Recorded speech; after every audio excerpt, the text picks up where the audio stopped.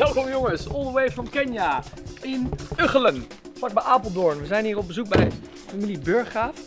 We gaan de co-creatie van een reis in levende wijze aanschouwen met filmmaker Melle. Hey Melle!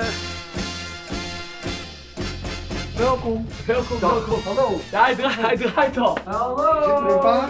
Hey. Wat gezellig. Hey. Zo. We zijn bij de familie Burggraaf en het hele gezin is aanwezig. Eerst even kennis maken en dan gaan we samen de reis plannen. Wat het unieke is aan Charlie's Travels, wij zijn on the ground in Kenia. En daardoor hebben we heel erg veel landenkennis. En dat maakt dat we heel veel opties hebben. Dus we hebben geen pakketreizen, maar we kunnen het precies op maat maken. En dat gaan we vandaag doen. We gaan kijken wat jullie uit die reis willen halen. En of ik dan de perfecte route voor jullie kan neerleggen, zodat jullie je droomreis hebben.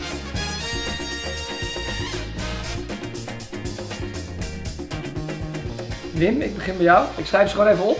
Avontuurlijk, relaxed, vrolijk, armoede, dieren. Krottenwijken, gezellige sfeer, townships, gezelligheid.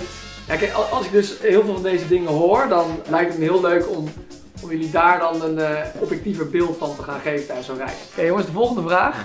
Denk je leukste vakanties en wat je daar zo leuk aan vond? Maar denk aan activiteiten, maar ook aan bijvoorbeeld situaties die zijn ontstaan. Gaan we kijken of we die elementen terug kunnen halen in je reis. Strand of water is echt mijn ding, dus lekker zwemmen. Ja, gewoon spaghetti, gewoon bolognese, gewoon. Oké, nee, noteer ik. Niet te pittig, oké. Ik kan ook heel erg van safari genieten. Het wordt soms iets te fanatiek vinden de kinderen, maar goed. Zulke soort dingen vind ik echt leuk. En dan niet te toeristisch. We gaan gewoon het land uitleggen, want we hebben uiteindelijk gewoon veel opties. Dus we moeten keuzes gaan maken. De Great Migration.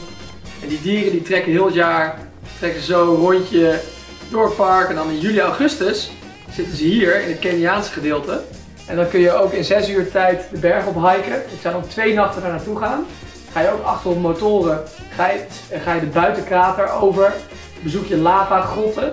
Lamu, maar ik weet niet of dat nog te bereiken is nu. Ja. Dat is wel fantastisch, dat je daar ook gewoon een cultuur hebt en weet ik wat. Dat lijkt me gaaf. Dit is het meest historische stadje van Kenia.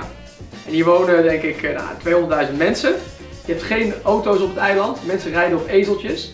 Het zijn allemaal kleine steegjes. Het doet een beetje aan, het is een beetje Aladdin. Eigenlijk is het handig als je gewoon op de boot slaapt. Dan nemen ze gewoon matrassen mee, tikkie, avontuurlijker, maar wel, wel heel vet. We zijn eruit! Ja, Ja? het is gelukt. Ja. Dankjewel. Dankjewel! Nou, wil je nou dit jaar of volgend jaar ook zo'n mooie reis maken? Ik ben nu nog eventjes in Nederland en ik kom dolgraag bij jullie thuis langs, zodat we samen een mooie reis in elkaar kunnen zetten. Dus ga lekker naar de website, stuur een chatje of een e-mail en voor je het weet sta ik voor je deur en hebben we je droomreis in elkaar gezet. Doei!